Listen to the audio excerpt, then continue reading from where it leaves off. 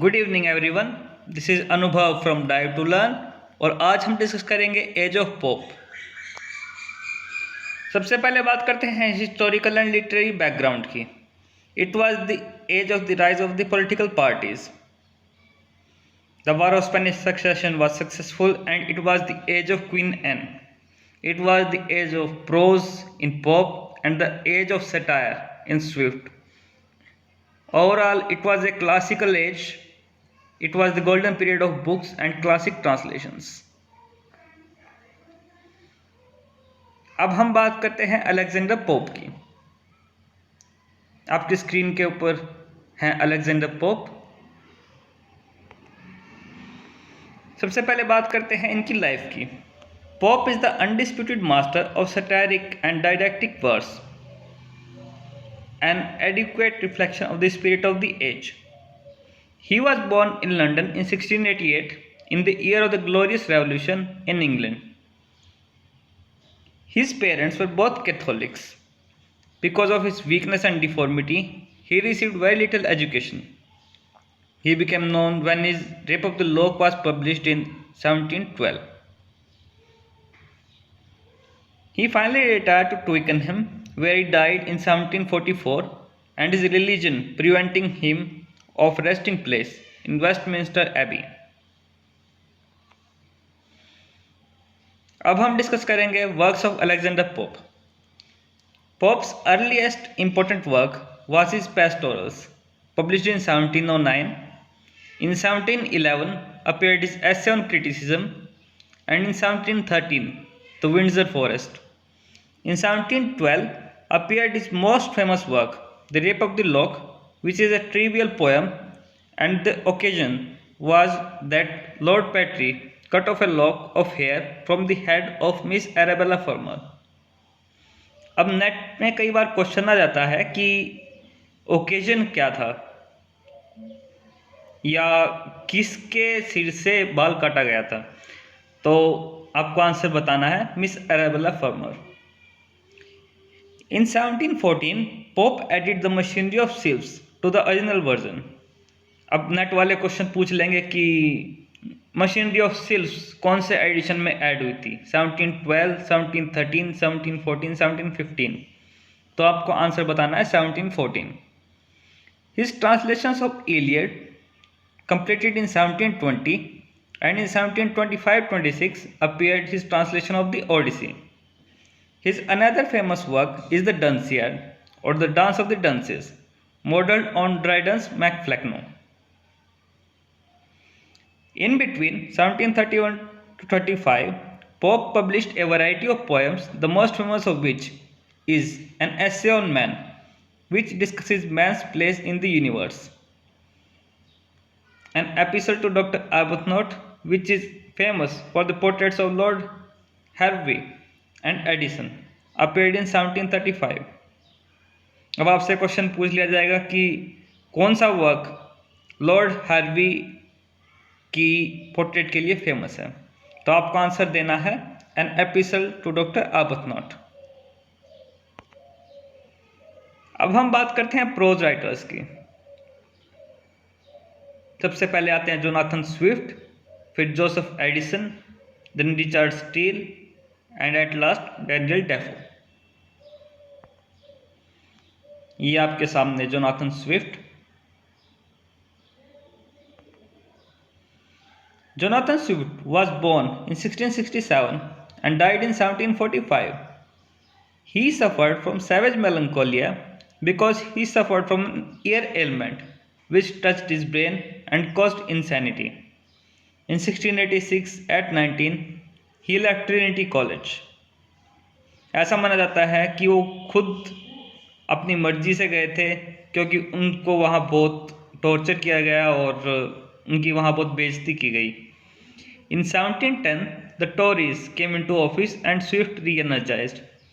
In 1715, the Tory prominence ended and Swift spent the last 30 years of his life in silence, gloom and ultimately lunacy. अब हम बात करते हैं Swift के pros की।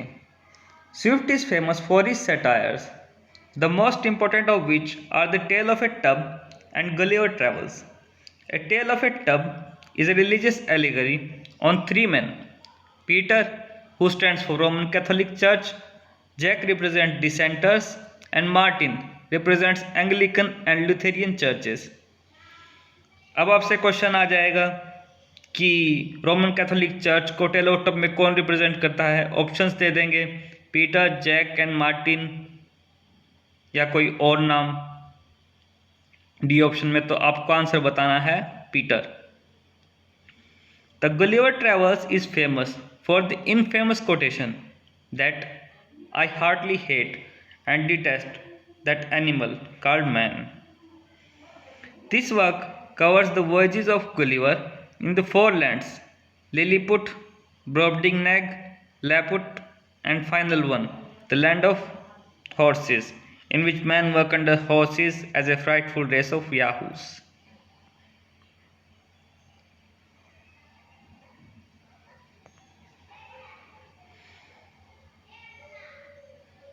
ये है एक एक्सर्प्ट विलियम जे लॉन्ग से, जिसमें डिस्क्राइब किया गया गुलिवर ट्रेवल्स की story.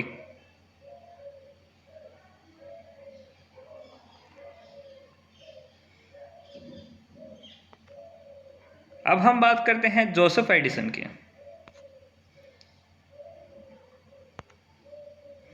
The most important poem by Addison is the Campaign, which was written at the instigation of बिग्स।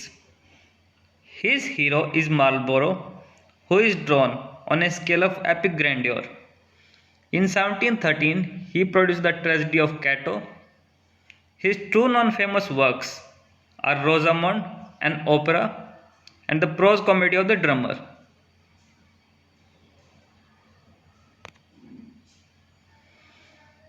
अब हम बात करते हैं जोसेफ एडिसन के प्रोज की। On April 12, 1709, Steele published the first number of the Tatler, a periodical that was to appear 3 times a week. Edison was a contributor to it. Out of 230 essays, Steele wrote 188 and Edison wrote 42. अब आपसे question पूछ लिया जाता है कि जो आपकी the टाटलर है उसमें एडिसन ने कितने एसेज कंट्रीब्यूट किए, या टोटल नंबर ऑफ एसेज टाटलर में क्या था। तो आपको टोटल नंबर में बताना है 230, और अगर आपसे एडिसन या स्टील का पूछ लिया जाए तो आपको बताना है 42 या 188। Tatler was finished in January 1711. In March 1711 began the Spectator, which was issued daily. Out of 555 essays of the Spectator, Edison wrote 274 and Steele contributed 236. In March 1713, Edison assisted Steele in The Guardian, 175 in number, of which Edison contributed 51. अब हम बात करते हैं Richard Steele की। Steele wrote some prose comedies like The Funeral, The Lying Lover, The Tender Husband, and The Conscious Lovers. He studied The Tatler, The Spectator, The Guardian, The Englishman, The Reader, and The Plebeian. अब आपको ये याद रखना ज़रूरी है कि sir Richard Steele ने कौन से अपने मैगज़ीन शुरू की थी, क्योंकि इनसे आपसे क्वेश्चन पूछ लेते हैं कि इनमें से कौन सी मैगज़ीन रिचर्ड स्टील ने शुरू नहीं की थी। तो आपको ऑप्शंस इनमें से दे देंगे: the Tatler, the Spectator, the Guardian, the Englishman, the Reader and the Plebeian. ये तो रिचर्ड स्टील ने शुरू की थी।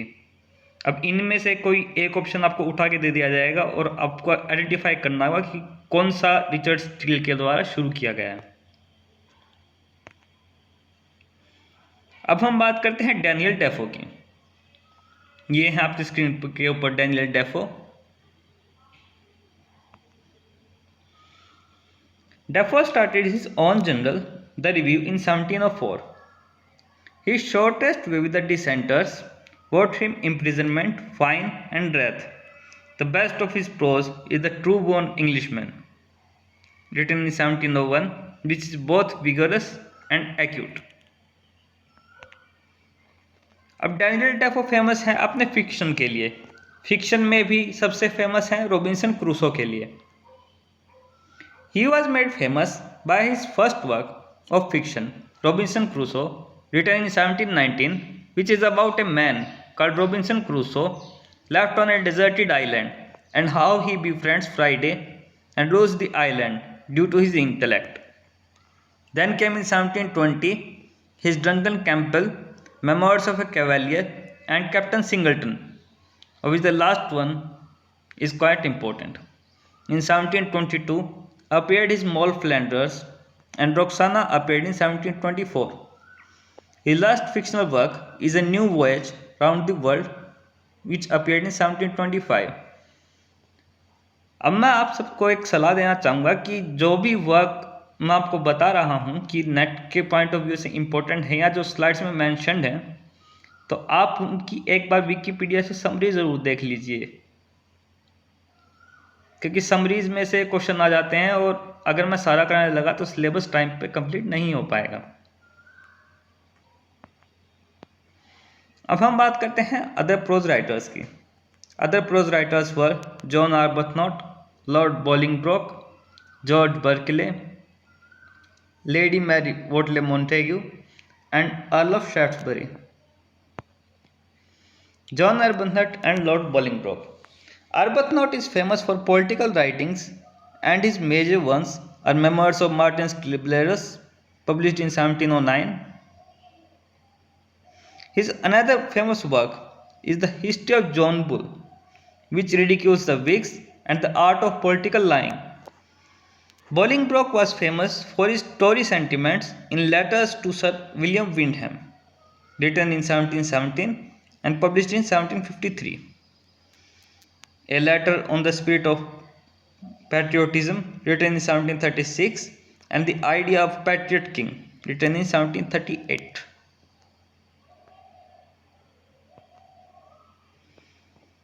Now we will discuss about George Berkeley, Lady Mary, and Earl of Shaftesbury. Berkeley is known for the principles of human knowledge, Alciphron, and three dialogues between Hylas and Philonous.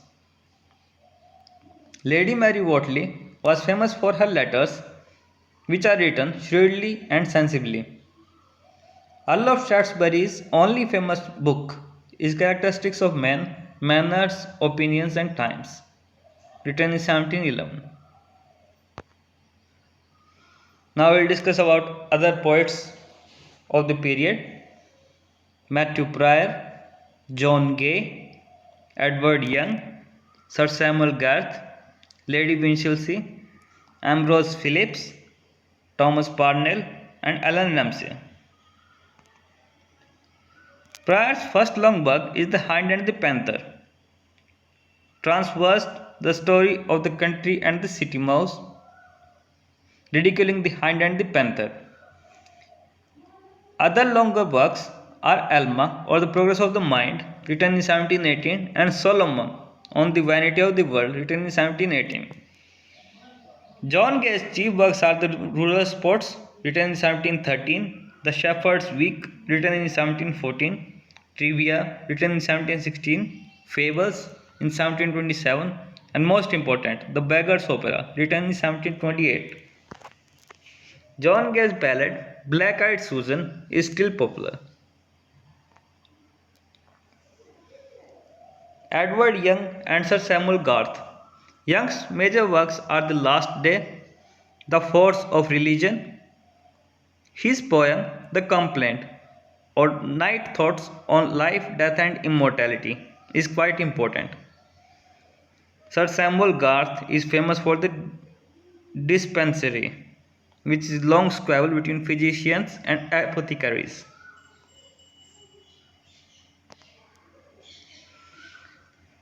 Some important poems of Lady Winchelsea are The Spleen, The Prodigy, and the Miscellany poems containing a nocturnal reverie, which is quite important.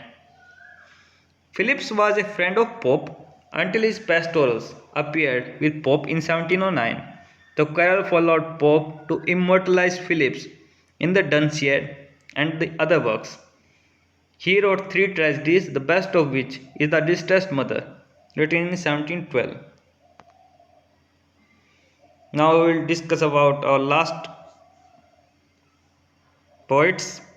The best work of Parnell is The Hermit, written in heroic couplets and reminds the reader of the deserted village. Alan Ramsay is famous for Lochavar, No More, and The Gentle Shepherd. Now, in this lecture, we have studied in brief the age of Pope. We have covered the major and minor prose and verse writers starting from Pope to Swift and the poets as well. We have also studied about Addison and Steele and other prose writers such as John Arbuthnot. In our next lecture, we will study the age of transition from 1750 to 1800. Till then, take care and dive to learn. Stay safe, stay healthy. Thank you.